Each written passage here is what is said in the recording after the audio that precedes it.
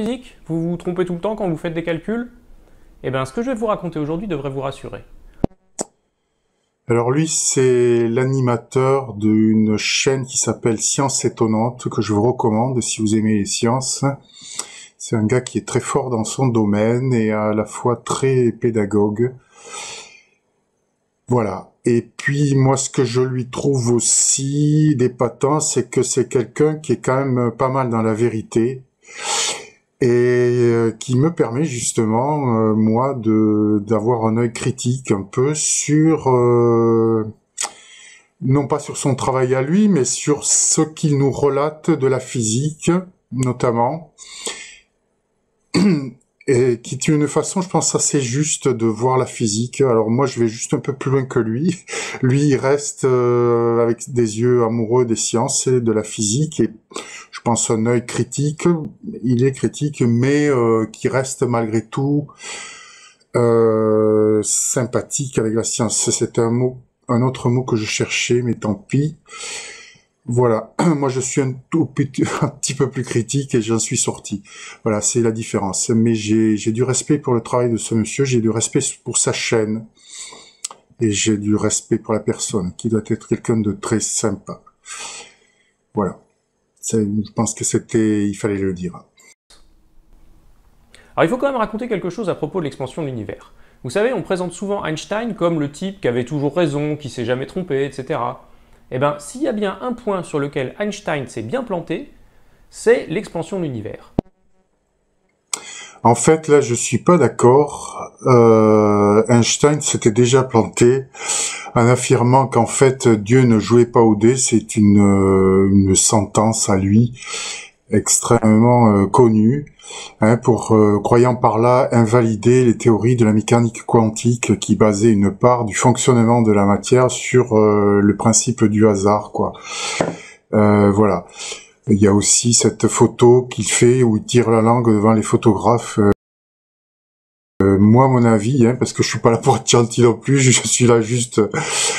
mon avis, c'est que ce gars-là était stupide. Voilà, il est là pour représenter à un moment donné les avancées de la physique et notamment nous vendre cette quatrième dimension qui est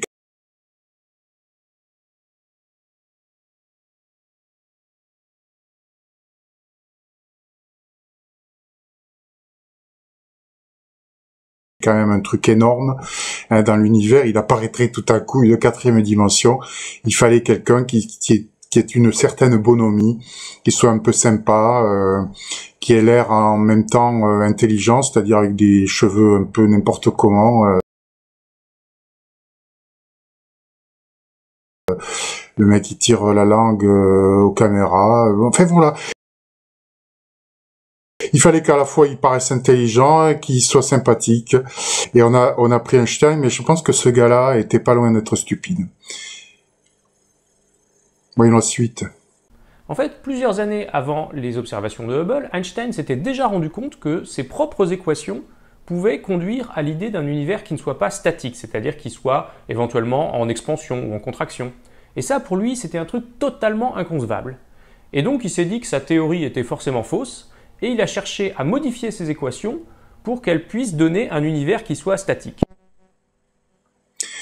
Vous voyez, là, on a l'exemple justement de cet Einstein, on a des exemples comme ça, énormément, où il oublie un peu, il oublie les sciences, c'est pas un peu, beaucoup, il oublie les sciences, il oublie les maths, il oublie ses feuilles de calcul, et puis tout à coup, il donne son avis sur les choses telles qu'elles doivent être ou pas.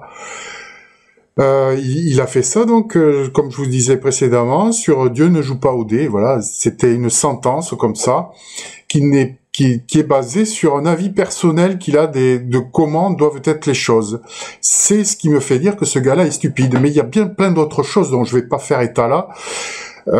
Mais ces idées philosophiques, ces idées de sociétales, enfin bon, c'est quand même le gars qui fait gaffe sur gaffe.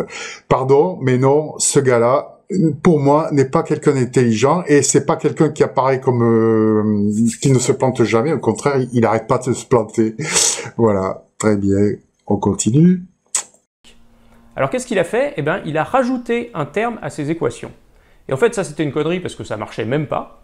Et quelques années plus tard, une fois que les observations de Hubble ont été bien établies, il a dû reconnaître qu'il s'était planté, il a accepté l'expansion de l'univers, et il a supprimé le terme supplémentaire qu'il avait ajouté. Et même un peu plus tard, il a appelé ça la plus grosse erreur de sa vie. Voilà, donc, vous voyez, là, on a quand même l'exemple frappant de comment fonctionnent les sciences et la recherche en sciences. C'est-à-dire que là, on a quand même un gars qui a un avis, comme ça, il pose une sentence sur ce que doit être la réalité, ce que doit être le monde et l'univers. Ces équations ne collent pas avec l'idée qui se fait du monde dans lequel il vit. Et qu'est-ce qu'il fait? Il rajoute, en fait, une composante comme ça dans ses équations. Et voilà. Et tout à coup, ça marche. Alors maintenant qu'on sait que l'univers est en expansion, une question qu'on peut se poser, c'est est-ce que ça va durer encore longtemps? Est-ce que ça va continuer comme ça? Est-ce que ça va s'arrêter à un moment donné? Et pour essayer de répondre à cette question, on peut utiliser les équations d'Einstein. Et ce que nous disent ces équations, c'est que l'expansion de l'univers, elle ne peut que décélérer. D'accord, c'est très important pour la suite, parce que vous allez voir. Donc, Einstein, finalement, il s'aperçoit que le terme qu'il a rajouté n'est pas bon, il le retire, et désormais, sa théorie mathématique démontre que l'univers est en expansion décélérée. On est bien d'accord. Voyez la suite. Alors qu'est-ce qui s'est passé en 97? Il y a deux équipes d'astronomes qui, indépendamment, ont fait une observation incroyable. Ils ont mesuré que l'expansion de l'univers était en fait en train de s'accélérer. C'est-à-dire qu'on n'est dans aucun des deux scénarios que je vous ai décrits, mais on est dans un troisième scénario qui est plutôt comme ça. Oh mais merde alors. Oh mais encore il s'est planté, dis donc. Ça veut dire que les équations d'Einstein, même sans l'ajout qu'il avait fait pour essayer de faire coller son équation à l'idée qu'il se faisait du monde, il retire donc ce petit bout là, et malgré tout, ça marche toujours pas, dis donc. Ça démontre le contraire de ce qui est en train de se produire dans l'univers. D'accord? Donc on a un univers qui est en expansion accélérée, alors que lui était en train de démontrer qu'il était en expansion décélérée. Tout ça, il faut bien savoir que ça se joue sur des années. Donc on a quand même une science qui se cherche, un Einstein qui est complètement à la ramasse, qui est fourni des maths, qui va chercher un peu à droite à gauche, notamment du côté de Poincaré.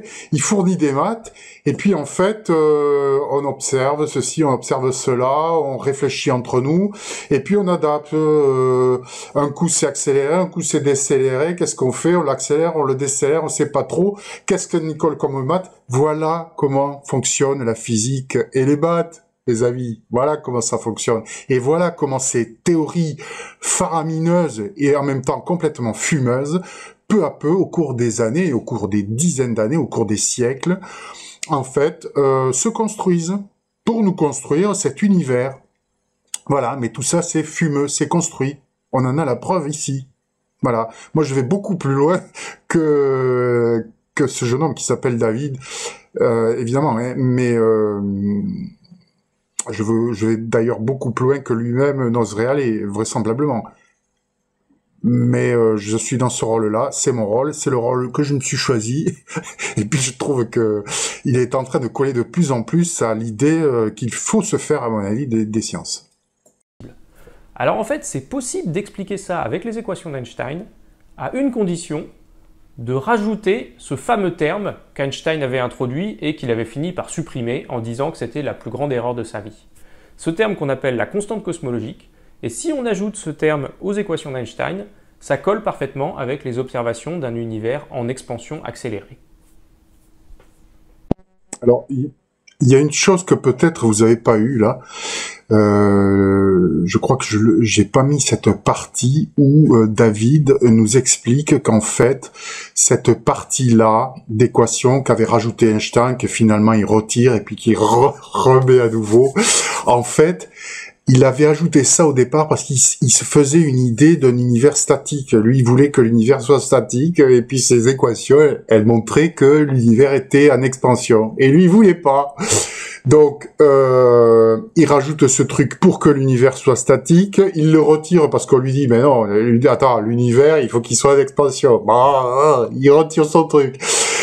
Ensuite, en fait, ces équations démontrent démontrent un univers où sont à l'appui d'un univers en expansion décélérée. À nouveau, on reconvoque Einstein. Écoute, l'univers, il faut qu'il soit en expansion accélérée. Oh! Et il remet son petit truc. Et cette fois, ça marche. L'univers est en expansion accélérée d'après les équations. Mais sachant que ce petit truc là, il l'avait ajouté au départ pour que l'univers soit statique. C'est compliqué, hein. C'est compliqué. Alors cette modification qu'Einstein avait introduite dans ses équations et qu'il avait fini par supprimer en disant que c'était la plus grande erreur de sa vie, vous voyez que finalement, elle va être indispensable pour expliquer l'expansion accélérée de l'univers. Bon, ben voilà, hein. Donc il faut encore une fois, je souligne le fait que tout ça se passe sur quelques années, quoi.